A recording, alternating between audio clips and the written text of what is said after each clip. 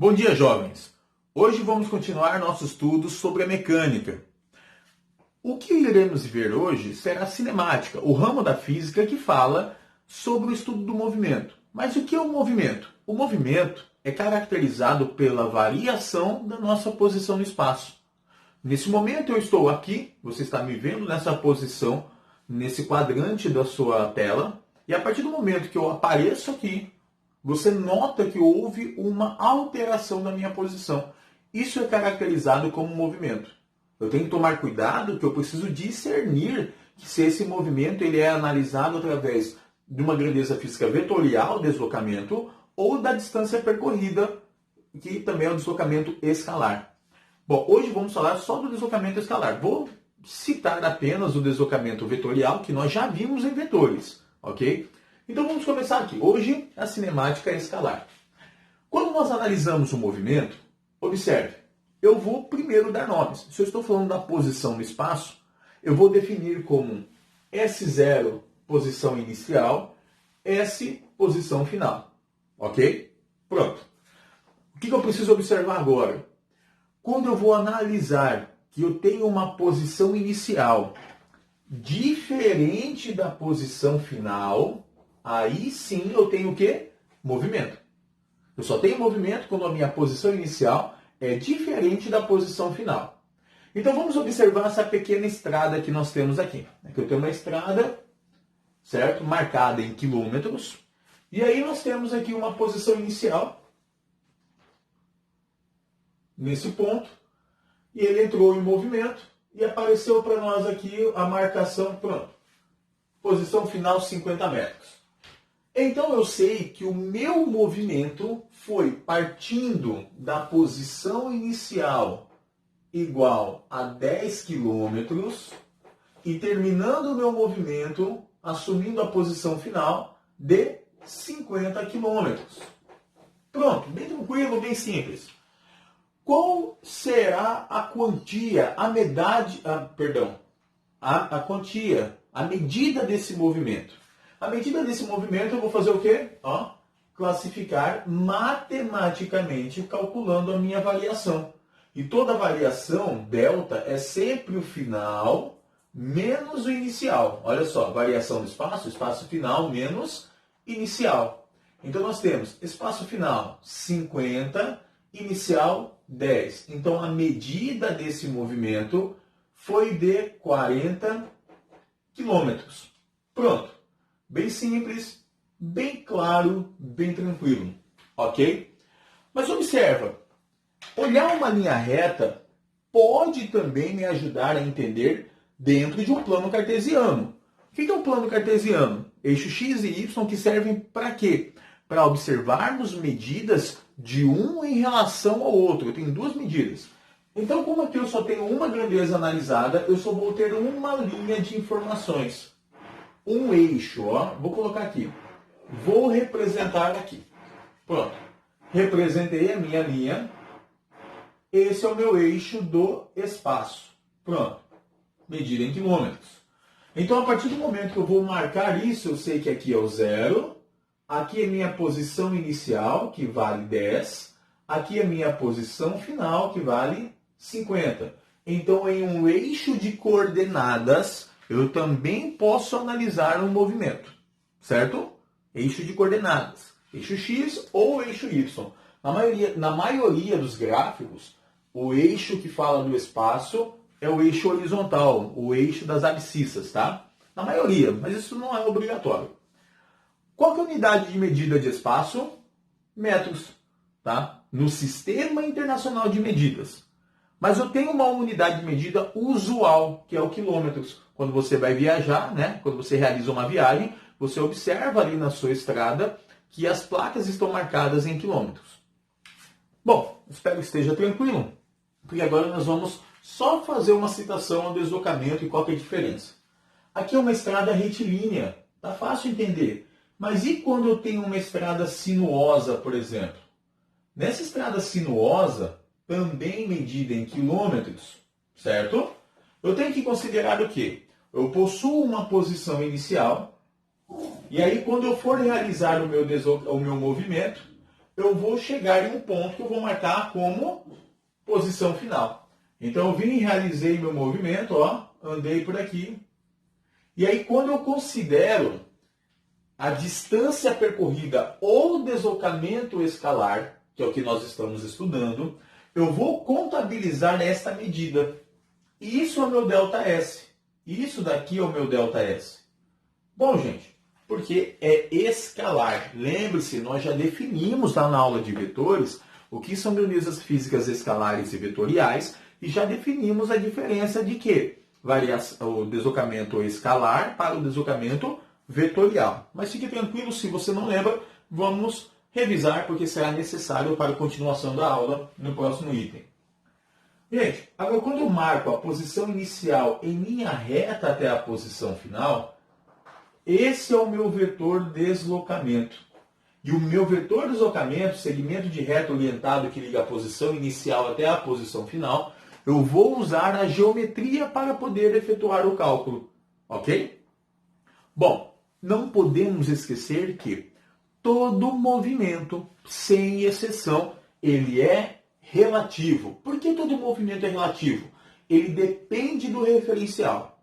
Observe só. Você, em relação à minha pessoa, se você está sobre uma cadeira, repousando em relação à cadeira, certo? Como você sabe que você está repousando em relação à cadeira? Você, em relação à cadeira, não altera a sua posição no espaço. Agora, observe. Não há alteração no espaço, não há alteração da distância entre você e a cadeira.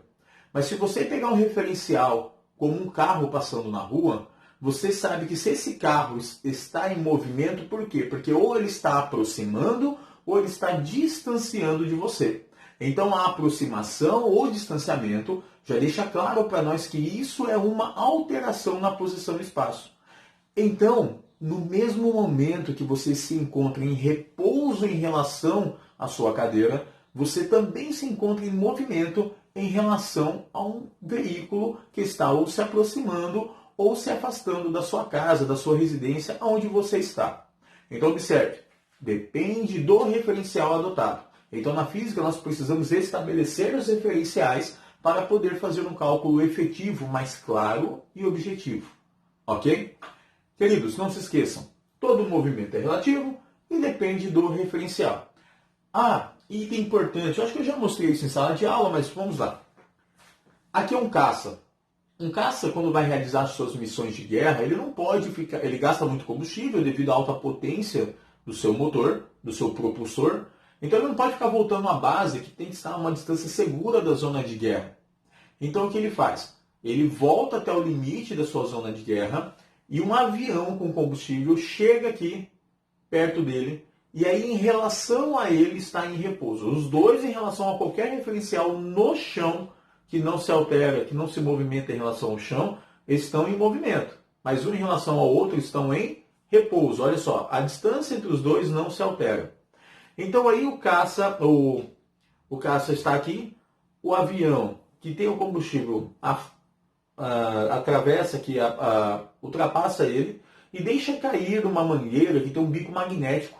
Esse bico magnético vai se prender a uma ponteira que tem ali, aonde encaixou o caninho, tá? Magneticamente eletromagneticamente, né? Começa a descer de forma gravitacional ali, mas você coloca uma bomba. Antigamente, nos primeiros abastecimentos, era de forma gravitacional o escoamento do combustível de um avião para o caça. Com o passar do tempo, foi necessário colocar uma bomba de alta pressão para que isso se tornasse mais rápido, mais eficaz, e aí pudessem voltar para a zona de guerra, tá?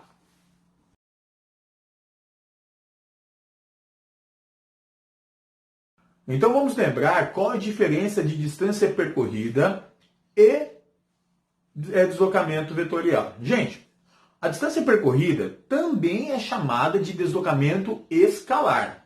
Não pode esquecer disso, ok? E aí vamos lembrar do seguinte, queridos, ó. O que eu vou falar aqui estará numa telazinha para você poder tirar um print depois com a parte teórica aí nesse vídeo, ok? Então vamos lá. O que é distância percorrida ou deslocamento escalar? Quando nós falamos do deslocamento escalar, nós estamos falando do ΔS, que é espaço final, menos espaço inicial. Bom, Deslocamento escalar ou distância percorrida é a somatória dos sucessivos espaços percorridos sobre a trajetória. Bom, trajetória. O que é trajetória? Definição de trajetória: trajeto por onde o veículo anda, certo? Bom, qual que é a diferença de deslocamento escalar para o vetorial? É que o deslocamento vetorial é o segmento de reta orientado que liga a posição inicial até a posição final. Então vamos analisar isso. Aqui eu tenho uma posição inicial nessa estrada. Então eu tenho um referencial aqui 0 e aqui 40, medido em metros. Então posição inicial e posição final. Então quando eu vou analisar esse movimento, quem é o meu ΔS? O meu ΔS é o espaço final menos inicial, que dará quanto? 40 menos 0, 40 quilômetros. Pronto. Agora, e o meu vetor de deslocamento? Nesta situação, apenas em movimentos retilíneos contínuos, ou seja, que não pode virar, certo? Apenas nessa situação, o meu ΔS possui o mesmo módulo do meu vetor de deslocamento. Por quê? Porque se eu pegar o segmento de reta e ligar até a posição, da posição inicial até a posição final, eu terei a mesma medida, o mesmo valor. Bom, antes de continuarmos, vamos pensar assim, uma nova proposta. E se agora eu estiver do lado oposto? Eu venho da direita para a esquerda. Está aqui o meu movimento. Aqui eu tenho um ΔS positivo, aqui eu terei um ΔS negativo, menos 40 quilômetros. Por que negativo? Porque quando eu for calcular, quando eu for realizar o cálculo, vai ficar assim, ó, espaço final menos inicial. Aqui agora, nesta observação, é meu espaço inicial e aqui é meu espaço final. Então vai ficar como? 0 menos 40 a resposta. Então, eu já tenho uma classificação de movimentos baseado nisso. Olha só, quando o meu movimento for calculado e eu conseguir encontrar uma distância percorrida positiva, eu chamo isso de movimento progressivo. Por quê? Indo para frente. Como que eu sei que é a frente da estrada? 0 para 40, eu estou aumentando a minha posição, a minha medida da posição no espaço, certo? Em relação aos referenciais adotados na estrada. E quando dá negativo? Quando dá negativo, eu chamo de movimento retrógrado ou movimento regressivo. Por quê? Porque agora eu estou sinalizando, não é que o espaço é negativo, mas o sinal negativo indica que você está voltando na trajetória. Se daqui para cá aumenta a quilometragem, daqui para cá diminui. Então tem que tomar muito cuidado com isso, gente. Eu falei quilômetro, esqueci de colocar o K aqui, ó, corrigindo. Tá? Eu sei que o movimento é progressivo quando o meu ΔS dá positivo. Eu sei que o meu movimento é retrógrado quando o meu ΔS dá negativo. Como que eu sei disso? Calculando a distância percorrida através do ΔS. Espaço final menos inicial. Ok? Só que, muito cuidado. Calcular pelo ΔS, vou colocar aqui só para você lembrar, tá? Que ΔS é igual ao espaço final menos espaço inicial, se aplica a alguns referenciais. Na verdade, na maioria que você vai encontrar no Enem. Mas e quando tiver um referencial circular? Então vamos adotar aqui essa pista circular que possui um raio de, vamos colocar aqui, 20 metros. E vamos adotar o valor de π como 3. Ok? Então eu tenho aqui uma posição inicial e aqui, vamos supor que eu dê meia volta. Então se eu der meia volta, ó, posição final. Então vamos lá, vamos marcar isso. Me desloquei, bonitinho, comecei o movimento, estou andando, tá? Pessoal, claro que o movimento você não vai andar fazendo isso, tá? Aqui eu estou desenhando assim só para ficar mais visível para você. Como que eu vou fazer o meu ΔS aqui, espaço final menos inicial? Não tenho como. Mas eu posso encontrar a minha variação no espaço, o meu ΔS, fazendo uso, certo, da seguinte equação. Eu tenho meia volta, certo? Meia volta, e eu calculo essa volta como? Se é um círculo inteiro, pela medida 2π raio. Pronto. Como é meia volta, o que eu vou fazer? Meio com 2, 0. Sobrou π e raio. Então, meu ΔS será π que vale 3, raio que vale 20. Eu tenho uma medida de distância percorrida de 60 metros. Pronto. Então, olha só. Não obrigatoriamente será espaço final menos inicial, a não ser que eu tenha matematicamente recursos para observar isso. Mas na maioria dos casos, ele te dá esses recursos nos exercícios. Mas e o meu vetor de deslocamento? O meu vetor de deslocamento é o segmento de reta orientado que liga a posição inicial até a posição final. Está aqui o meu vetor de deslocamento. Como eu vou calcular esse vetor de deslocamento? Gente, o comprimento desta reta é igual... Deixa eu colocar para cá para sobrar espaço. Ó. O comprimento desta reta é igual o diâmetro da circunferência. E diâmetro é igual 2 vezes o raio. Pronto. Então, para calcular o módulo desse vetor de deslocamento, eu vou pegar o raio, que vale 20, e multiplicar por 2. Então, o meu vetor de deslocamento possui módulo, certo? De 40 metros. E aí, queridos, eu vou dar uma dica para vocês. Muita atenção. Muita atenção. O vetor de deslocamento nunca será maior que a distância percorrida quando eu analiso o mesmo movimento, analisando nesse movimento o deslocamento e a distância percorrida. Nunca, nunca, tá? Entenda isso. O deslocamento vetorial nunca será maior que o deslocamento escalar. O que pode ocorrer? Podem possuir a mesma medida quando é retilíneo, perdão, mas quando ele faz curva, realiza alterações no seu movimento, aí não. Aí o que acontece? Esse movimento aqui terá medidas diferentes para deslocamento e distância percorrida, como é o caso observado. Olha só, distância percorrida, escalar, 60 metros. Deslocamento, segmento de reta que liga a posição inicial até a posição final, 40 metros. Então sempre, sempre será assim. Deslocamento é sempre igual, o módulo do deslocamento vetorial é sempre igual ou menor que a distância percorrida, nunca maior. Por que isso é importante você entender? Porque alguns exercícios subjugam que vocês possuem esse conhecimento e lá no enunciado não vão detalhar tudo. Não irão fazer um detalhamento bem minucioso. Por quê? Porque teoricamente você já tem esse conhecimento.